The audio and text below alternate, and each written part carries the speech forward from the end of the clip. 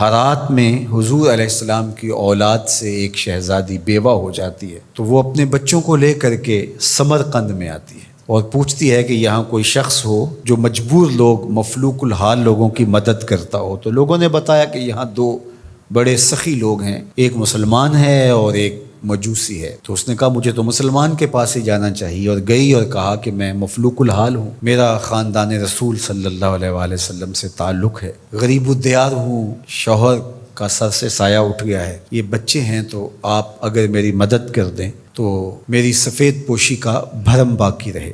تو اس نے کہا کہ بہت سارے لوگ آتے ہیں اور اس طرح کی باتیں کرتے ہیں، تم بتا سکتی ہو کہ تمہارے پاس کیا ثبوت ہے خاندان رسول سے ہونے کا؟ تو اس نے کہا میں مفلوک الحال ہوں، بچوں کو لے کر کے ہرات سے یہاں پہنچی ہوں، تو میں شجرہ تو ساتھ نہیں لیے پھر رہی، بس میری بات پہ اعتبار کر لیا جائے۔ اس نے کہا کہ میں تیری بات پہ اعتبار نہیں کر سکتا۔ خیر وہ وہاں سے اٹھی اور اس مجوسی کے پاس چلی گئی اور اس کو جا کے بتایا کہ مفلوک الحال ہوں، یہ میرے چھوٹے یتیم بچے ہیں، میں رسول کریم صلی اللہ علیہ وآلہ وسلم کی اولاد سے ہوں، تو آپ اگر میری مدد کر دیں۔ تو اس نے انتظام کر دیا ایک چھوٹے سے گھر کا، اور جو ضروریات کی چیزیں تھیں وہ باہم پہنچا دیں۔ یہ بھی سو گیا اور وہ مسلمان تاجر بھی سو گیا۔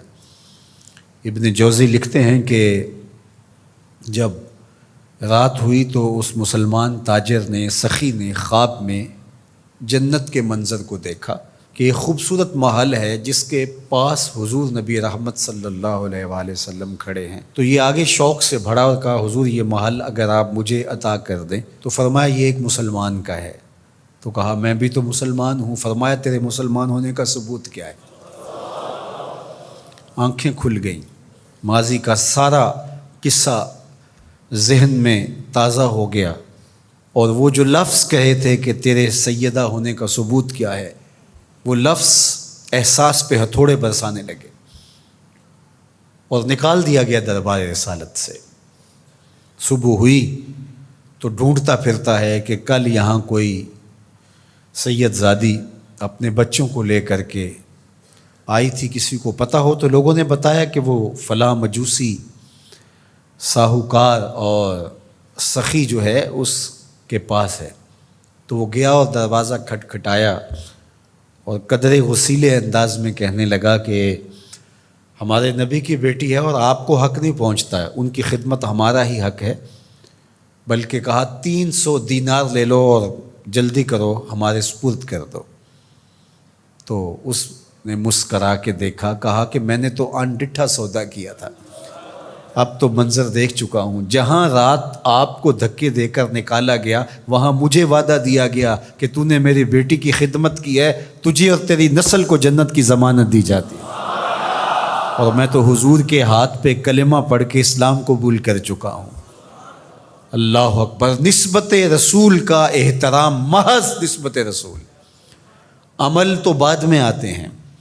اللہ اکبر۔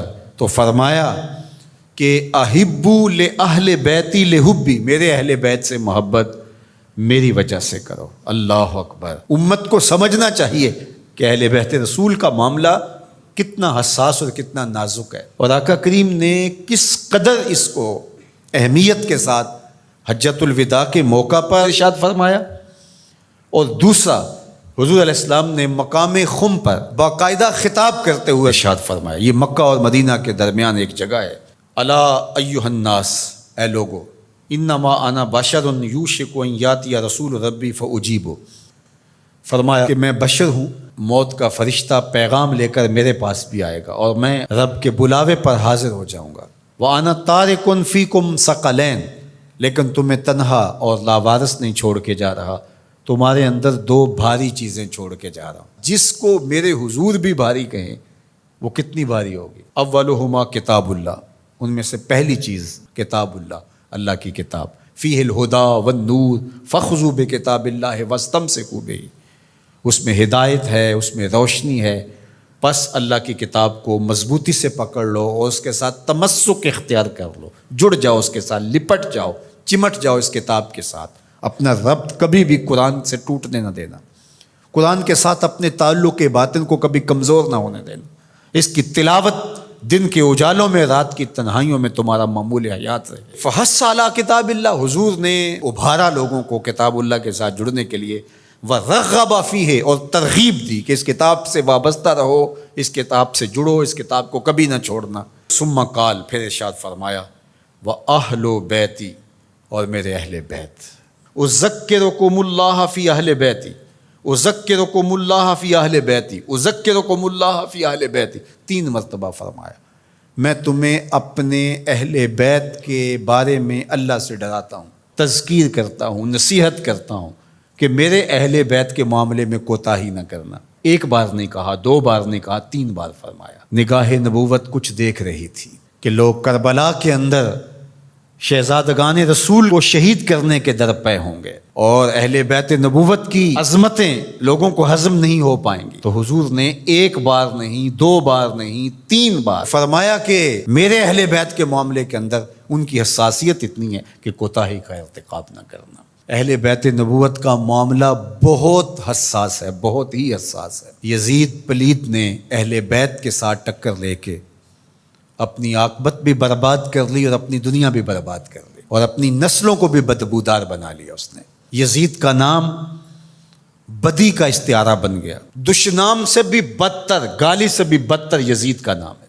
حضرت امام حسین رضی اللہ تعالیٰ عنہ حق کا استعارہ بن کے ابھرے، اور قیامت تک ان کا نام زندہ، روشن، سرخرو، کامیاب اور بامراد رہے گا۔ رہتی دنیا تک حسین کے نام کا جھنڈا اونچا ہی رہے گا۔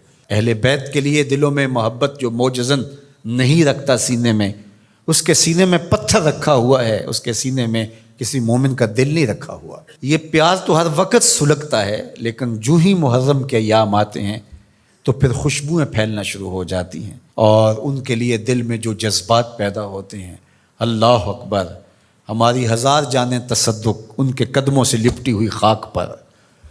دین کے جھنڈے کو جس طرح انہوں نے اونچا رکھا، سر خرو اور سر بلند کیا، قیامت تک یہ امت خراج پیش کرتی رہے گی اور محبتوں کے نذرانے ان کی چوکھٹ پہ پیش کرتی رہے گی۔